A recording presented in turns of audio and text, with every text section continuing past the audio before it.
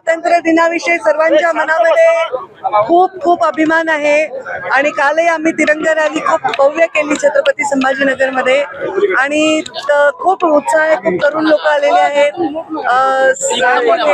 लहान मुलं आलेली आहेत आई वडिलांबरोबर. खूप छान उत्साह आहे. अतिवृष्टी अनुदान घोटाळ्यात ज्या 7 तलाठ्यांना नियुक्ती देण्याचे आदेश देण्यात आले आयुक्तालयाकडून, काय सांगाल?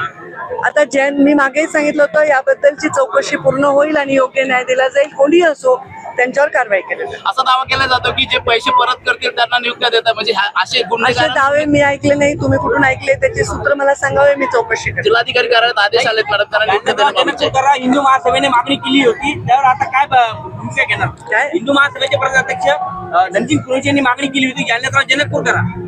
मी याच्यावर कोणी भूमिका घेऊ शकत नाही. मी पालकमंत्री आहे. जालन्याचं जेही नाव होईल त्याची मी पालकमंत्री.